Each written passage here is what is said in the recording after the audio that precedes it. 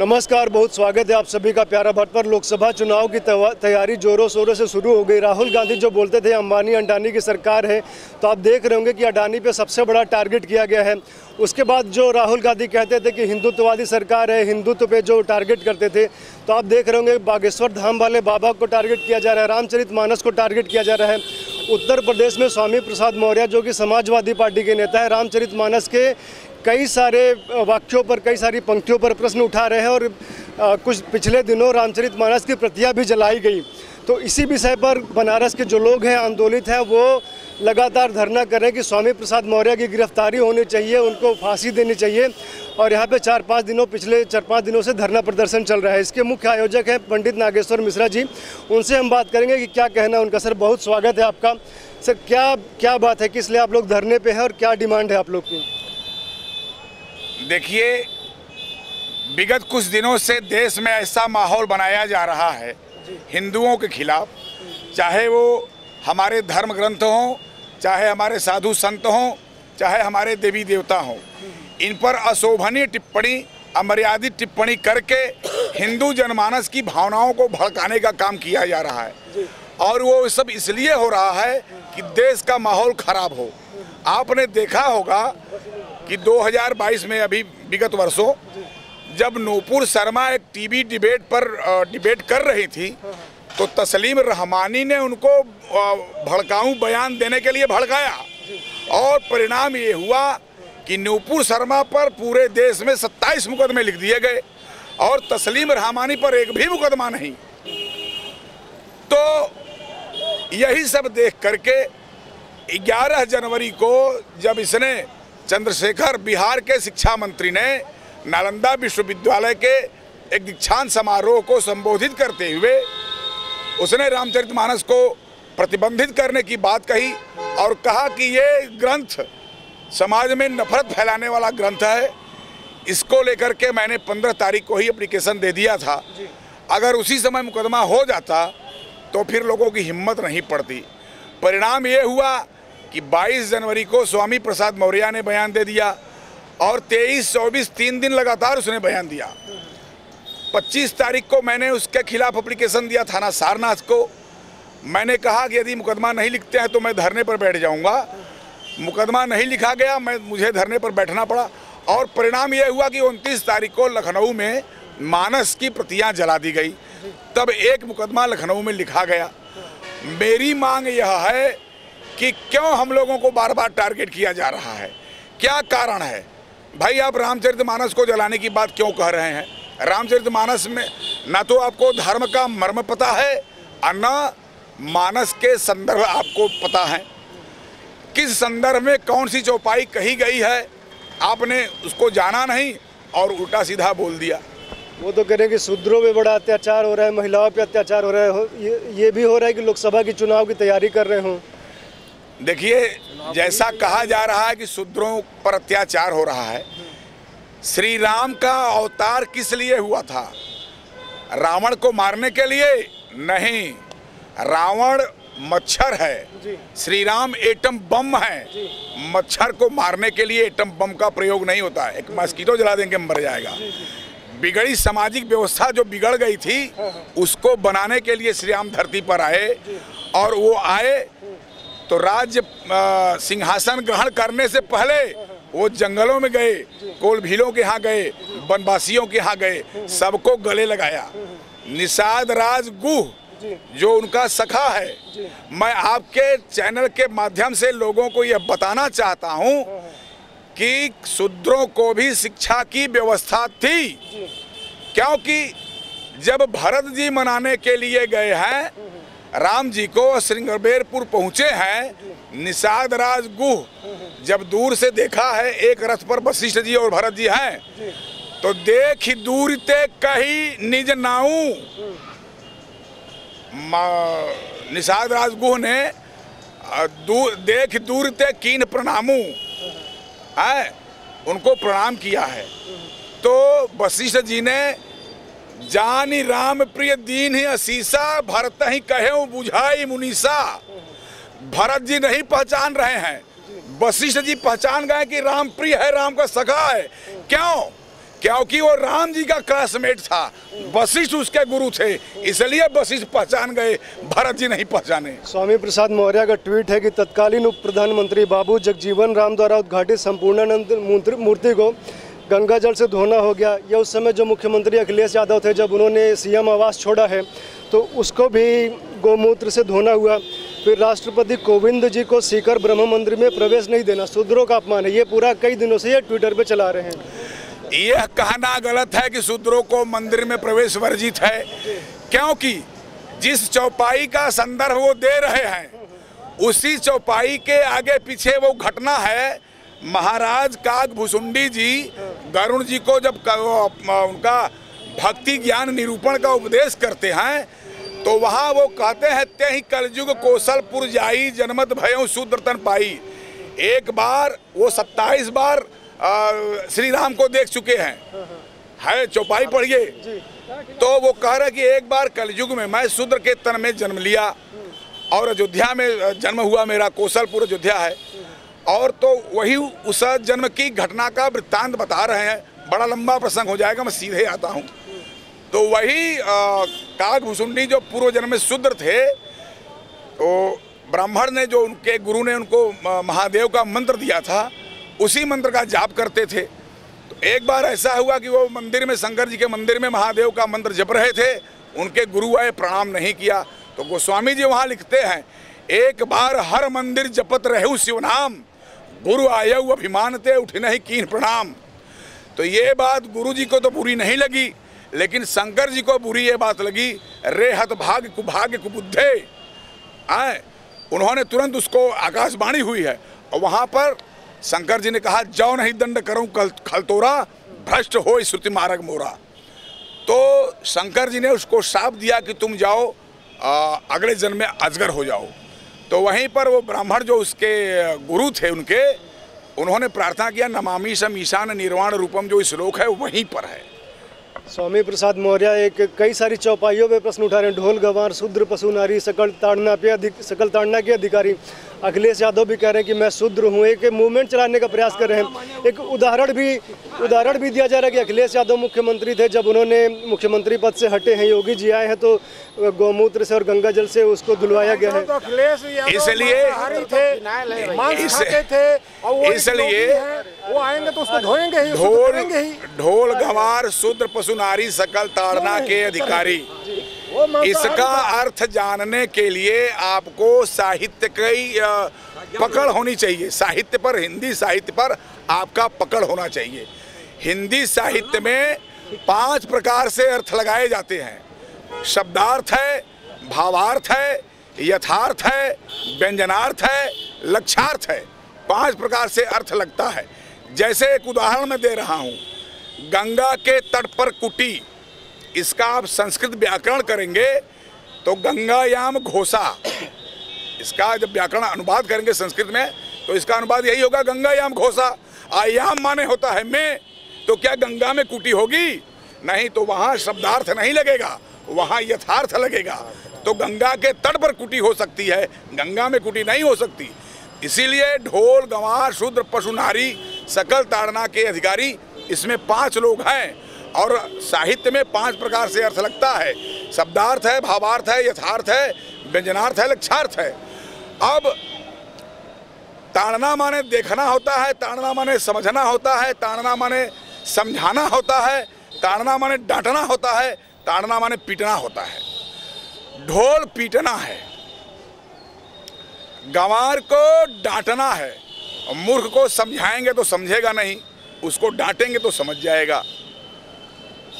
शूद्र को समझाना है, क्योंकि शूद्र समझदार नहीं होगा। शूद्र जैसा लोग कहते हैं सेवक हैं, तो शूद्र समझदार नहीं होगा तो सेवा कैसे करेगा?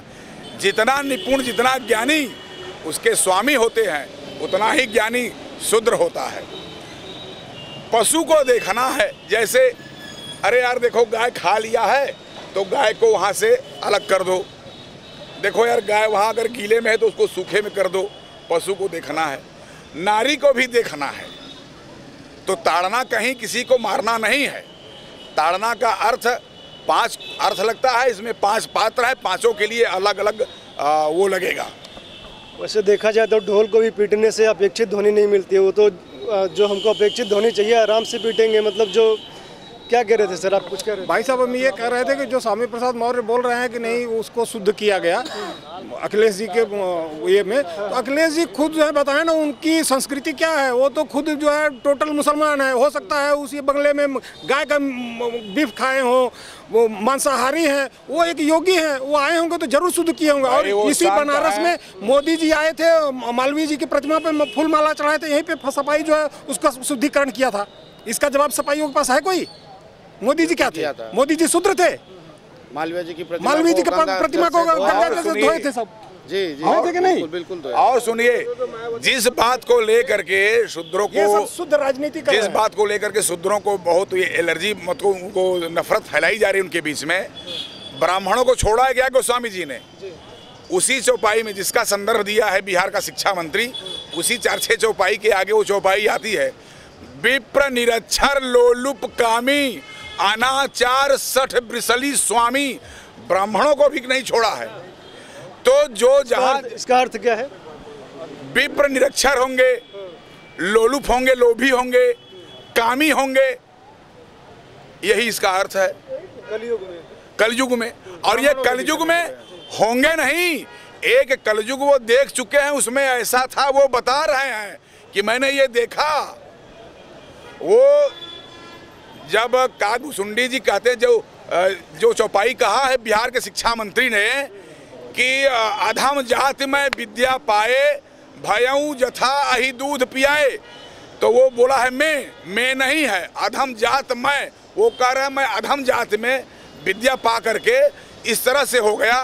वो सबका अपमान करने वाला उस जन्म में शूद्र था।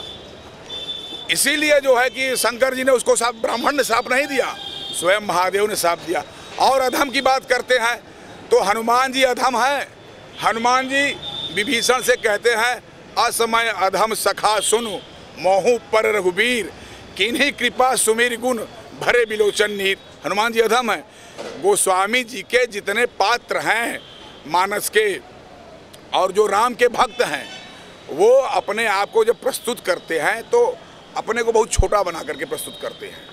तो सुंदरकांड में एक और चौपाई आती है, हनुमान जी बोलते हैं कि जो सुबह मेरा दर्शन कर ले बानर का तो दिन भर भोजन नहीं मिलता, ऐसा ही कुछ है। उसी के आगे का मैं दोहा बोला हूँ, प्रात ले जो नाम हमारा तही दिन ताही न मिले हरा। उसी के बाद ये चौपाई है। हनुमान जी का अपमान हो गया उनके हिसाब से। सोचिए, तो इन मूर्खों को न धर्म का मर्म पता है, न मानस का संदर्भ पता है।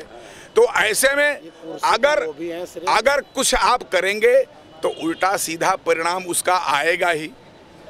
कैसे देखते सर, क्या बोलेंगे? जिस तरह से रामचरितमानस का अपमान हो रहा है, कुरान पे भी अपमान हुआ था, हदीस पे तो आपने देखा था क्या हुआ था, क्या कहेंगे? बिल्कुल बिल्कुल। ये इस तरह से, जिस तरह से ये लोग सिर्फ वोट बैंक की लालच से, अखिलेश यादव जी भी, स्वामी प्रसाद मौर्य जी भी और बिहार के लोग भी, बिहार के लोग बड़ी बड़ी बात कह रहे हैं। बिहार के लोग ये देखें कि उनके यहाँ उप मुख्यमंत्री कौन है, कितना पढ़ा लिखा है, उसका क्या कैडर है, शराब पीता है, दारू पीता है, ऐसा आदमी बिहार का उप मुख्यमंत्री है। ऐसे लोग, वहाँ के शिक्षा मंत्री के बारे में पहले पता किया जाए, उसको ज्ञान है कि नहीं है। रामचरितमानस पर आकर के विवादित बयान दे देना और शूद्रों को भारतीय जनता पार्टी के वोट बैंक से काटने का एक सिर्फ काम करना चाहते हैं। किसी प्रकार शूद्रों को भड़काकर, हिंदुओं को बांटकर किसी प्रकार सत्ता की कुर्सी कब्जा करना चाहते हैं। हिंदुओं को बांटना, अब ये भूल जाएं, हिंदू जाग चुका है सनातन धर्म के लिए। हम लोग भी अपना गर्दन कटवाने तक के लिए तैयार हैं और काटने के लिए भी तैयार हैं। और अब अगर सनातन धर्म पर कोई इस तरह का टिप्पणी करेगा तो उसके घर में घुसकर मारने का काम भी हिंदू करेगा, सनातनी करेगा। बिल्कुल। आप क्या करेंगे? स्वामी प्रसाद मौर्य बनारस में आएंगे तो घुसने नहीं दिया जाएगा। पूरे बनारस में स्वामी प्रसाद मौर्य को घुसने नहीं दिया जाएगा। उनका नाम ये हम लोग मौर्य नहीं है, जिस दिन से उन्होंने कह दिया आपसे अज्ञानी प्रसाद मौर्य है। और वो मौर्य है, वो खुद बोलता है शूद्र है। वो खुद जो है मौर्य वंश का, वो तो छत्री में आता है, वो खुद कहाँ शूद्र है। और आप देखिए कि भाजपा से वो अलग ही किस लिए हुआ है? उसको बेटा बेटी को टिकट नहीं मिला, सिर्फ और सिर्फ वो अपना सपा से भी सिर्फ और सिर्फ अपना घर का लोगों का ये करने, वो केवल शूद्रों के नाम पर, इसीलिए अलग हुए, जातियों के नाम पर वो केवल अपनी राजनीति कर रहा है, अपनी बेटी को सांसद बना दिया। और इस मकसद पर अखिलेश यादव या स्वामी प्रसाद या देश का चाहे जो भी हो, वो कभी कामयाब नहीं होगा। हिंदू को बांटना जो चाह रहे हैं, हिंदू अब जग गया है, हिंदू नहीं बटेगा। और ये इसी अब अगर इस तरह की अगर ओछी टिप्पणी की है तो निश्चित है कि हिंदू अभी अब जो है हिंदू चुप नहीं रहेगा, हिंदू अब इनको काटेगा। स्वामी प्रसाद मौर्य की बेटी बीजेपी से टिकट चाह रही है, अभी उनका स्टेटमेंट आया है अभी कि वो बीजेपी से टिकट मांगेंगी। ये बीजेपी का सोचना है, बीजेपी को टिकट नहीं देना चाहिए, ऐसे धर्मियों को बिल्कुल टिकट नहीं देना चाहिए। इनसे दूर रखिए। आप ये देखिए कि आज चाहे विश्वनाथ जी का मंदिर हो, चाहे धरती पर कोई मंदिर हो, किसी भी व्यक्ति को उसकी जाति पूछकर उसमें अंदर प्रवेश करने का ऐसा कोई परमिशन नहीं है। हर व्यक्ति स्वतंत्र है, किसी मंदिर में भी जा सकता है, किसी भगवान की भी पूजा कर सकता है। हिंदू एकदम लिबरल है भाई साहब। हिंदू किसी को अपने धर्म में घुसने के लिए इनविटेशन करने नहीं देता, न दबाव बनाता है। सभी धर्म के लोग हिंदुओं को तोड़ना चाहते हैं, कोई लव जिहाद के माध्यम से, कोई ईसाई मिशनरी के माध्यम से, बस किसी सब सेंध लगाना है तो किसमें? सनातन धर्म में। स्वामी प्रसाद मौर्य का जो स्टेटमेंट आया था उसके बाद लोग मांग कर रहे थे कि अखिलेश यादव उस पर कार्रवाई करेंगे स्वामी प्रसाद मौर्य पे, लेकिन उनका प्रमोशन करके महासचिव बना दिया गया है। क्या कहेंगे? मेरे भाई हैं। ये तो इन लोगों की दुरभिसंधि है, राजनीतिक दुरभिसंधि है, क्योंकि वो जान रहे हैं कोई जनाधार तो है नहीं, इसी तरह से हिंदुओं में विघटन पैदा किया जाए जो होने वाला नहीं है। इसमें और मैं बताऊं आपसे, मेरी एक PIL ऑलरेडी उच्च न्यायालय में पेंडिंग है। यादव यदुवंशी छत्री हैं, इनको पिछड़ी की सूची से निकाल करके अगड़ी सूची में कर दीजिए, पूरी राजनीति खत्म हो जाएगी इन लोगों की। ये हम कुछ और लोगों से जानते। चाचा क्या कहेंगे, जो विवाद लगातार रामचरितमानस पे हो रहा है, क्या कहना है इसका? क्या कहा जाएगा? रामचरितमानस एक राष्ट्रीय ग्रंथ है, धार्मिक ग्रंथ है। कोई भी वेद पुराण जितने भी ग्रंथ हैं उसमें रामचरितमानस ऐसा ग्रंथ कोई नहीं है। इसमें नाना पुराण निगमागम सम्यतम यद रामायणे निगदितम क्वचिदन न तो अपि स्वांत सुखाय तुलसी रघुनाथ गाथा भाषा निबंध मति मंजूर मातनोति।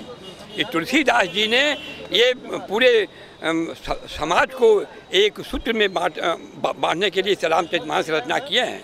ये जो कथा मामूली नहीं रामचरितमानस, वेद पुराण सबसे नाना पुराण से लेकर के इसका निचोड़ है। रामचरितमानस एक महान ग्रंथ है, राष्ट्रीय ग्रंथ है। इस पर जो टीका टिप्पणी करेगा वो आदमी हिंदू उसके अंदर हिंदू तो है ही नहीं, वो हिंदू कहलाने लायक ही नहीं है। वो अपने वोट के लिए, अब अपने फायदे के लिए, अब वो क्या उसके अंदर है, वो तो महामूर्ख है। वो महामूर्ख आदमी उसको कहेंगे आप।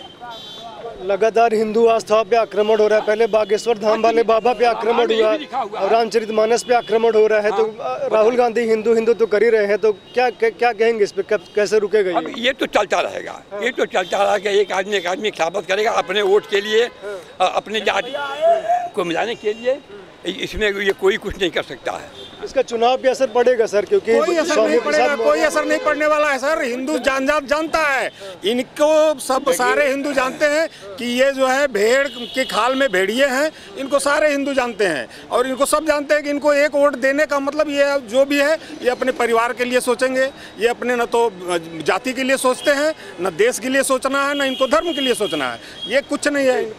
ये जो आज मुहिम चल रहा है हमारे देश में, जो है सनातन और हिंदू को एक करने की मुहिम चल रहा है, तो सनातन और हिंदुओं में भी ये लोग विभीषण और जयचंद हैं। जैसे इतिहास में विभीषण जयचंद हुए हैं, तो ये लोग सनातन धर्म के विभीषण जयचंद हैं। ये अपने निजी स्वार्थ के लिए, ये अपने राजनीतिक स्वार्थ के लिए केवल इस तरीके से जो है हमारे धार्मिक ग्रंथ को ये लोग अपमान कर रहे हैं। ये कलयुग के विभीषण और जयचंद हैं। देखिए, अगर इनको इतनी ही सेवा फिक्र थी शूद्रों की, तो ये बसपा क्यों छोड़कर चले आए? बसपा छोड़कर मलाई खाने के लिए भाजपा में चले आए। यहाँ मलाई नहीं मिली तो सपा में चले गए। अब वहाँ जाकर के राग अलाप रहे सूत्र का। और ये सपा में जब कुछ नहीं मिला, भारतीय जनता पार्टी और इस देश में जो हिंदुत्व का विजन लेकर चल रही है, जिसके तहत उसने काशी विश्वनाथ मंदिर, महाकालेश्वर मंदिर और सभी मंदिरों का जीर्णोद्धार कराया और अच्छी से अच्छी सुविधा वहाँ दी। आज का काशी विश्वनाथ 5 लाख लोग डेली आ रहे हैं। इससे रोजगार का भी सृजन हो रहा है, बनारस की ख्याति पूरे विश्व में मशहूर हो रही है। तो ऐसे हिंदुत्ववादी सोच को दबाने का काम ये लोग करना चाहते हैं और कोई इनका एजेंडा नहीं है, सिर्फ पॉलिटिकल एजेंडा, सिर्फ वोट। ये हमारे धरने का यहाँ जो मेन मकसद यही है कि जैसे नुपुर शर्मा के खिलाफ पूरे देश में 27 मुकदमा पंजीकृत अलग अलग जगहों से किया गया था, उसी तरीके से स्वामी प्रसाद मौर्य के खिलाफ यहाँ पे बनारस में सारनाथ थाने पे मुकदमा हम लोग का पंजीकृत हो, गिरफ्तारी हो, मुकदमा ही नहीं, पंजीकृत करके गिरफ्तार किया जाए और उनके खिलाफ कठोर से कठोर न्यायिक कार्य किया जाए, ताकि जो तमिलनाडु आने के वाले विधायक राजा को इसी तरह का बयान देने पर उनको गिरफ्तार किया गया था, तो इसको क्यों नहीं किया जा रहा है? तमिलनाडु वो कर्नाटक कई लोग डिमांड ये भी कर रहे हैं कि स्वामी प्रसाद मौर्य, अखिलेश यादव को फांसी दी जाए। अभी किसी बीजेपी विधायक का स्टेटमेंट आया है। देखिए, फांसी देने से समस्या हल नहीं होगा। समस्या है कहाँ, समझिए समस्या है कहाँ। किसी के पास इतनी कुवत नहीं है कि वो कुरान पर कुछ बोल दे, वो बाइबिल पर कुछ बोल दे। क्यों? क्योंकि जानते हैं कुरान पर बोलोगे वो गर्दन काट लेते हैं। तुम फिल्मों का बाइकाट करते हो ना, वो गर्दन काट देते हैं। और हिंदुओं पर बोल करके वो सेफ हैं, सुरक्षित हैं, इसलिए कि जानते हैं हिंदू न सड़क पर उतरेगा, न अपनी लड़ाई लड़ेगा, न सरकार उस पर कोई एक्शन लेगी, इसलिए ऐसा हो रहा है। देखिए भाई साहब, ये रामचरितमानस पर तो बोल देते हैं, गजवाए हिंद पर नहीं बोलते हैं। उसके बारे में ये पढ़े भी नहीं है, और पढ़े हैं तो आंख बंद कर लेते हैं उसमें, उस समय इनका विवेक खत्म हो जाता है। हिम्मत नहीं है कि ये एक शब्द बोल दे। हिंदू है तो बोल कर शब्द बोलने का अगर उनके अंदर है, हम पूछ रहे हैं बुराई अगर उनको दिखी तो इसके पहले कुरान में क्यों नहीं बुराई दिखी? कुरान तो एक शब्द बोल कर देते। कुरान के 30 आयत में 32 जगह जिहाद लिखा है। उसमें साफ कहा है कि ए खुदा पर ईमान लाने वालों, तुम खुदा की राह में जिहाद करो। तुम जिहाद करोगे तो खुदा तुम पर खुश होगा और तुमको 72 हूर मिलेंगी। इस तरह के प्रलोभन, ये सीधे सीधे ये क्राइम कराने की किताब है और आप उसको धर्म ग्रंथ बनाए हुए हैं। कुरान की केमिस्ट्री में बोल रहा हूँ, सारे जहां से अच्छा इस्लाम है हमारा, दुनिया पे राज करना ये काम है हमारा। हमको नबी ने बख्शी इस्लाम से मोहब्बत, बाकी सभी से नफरत, ये फर्ज है हमारा। क्या चीज हुब्बे वतनी, क्या है वतन परस्ती, मजहब सिवा किसी से क्या वास्ता हमारा। या तो कबूल कर ले इस्लाम सारी दुनिया, या खाक कर दो सबको, यह है नबी का नारा। बारूद जंगो दहशत, जिहाद और धमाके, अल्लाह दे खुश है ऊपर से ये नजारा। किसी के पास अगर बूता हो तो इस पर बोल के दिखाए। मैं बनारस की धरती से नागेश्वर मिश्रा एलानिया बोल रहा हूं मैं।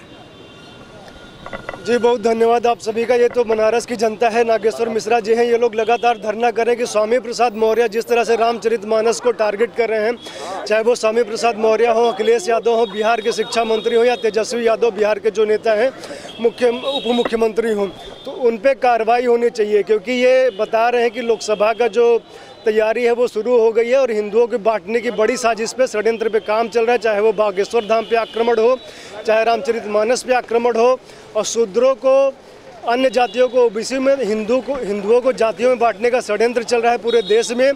चाहे वो राहुल गांधी कर रहे हो, चाहे अखिलेश यादव। आप लोग जुड़े रहिए, देखते रहिए प्यारा भारत। बहुत बहुत धन्यवाद आप सभी का।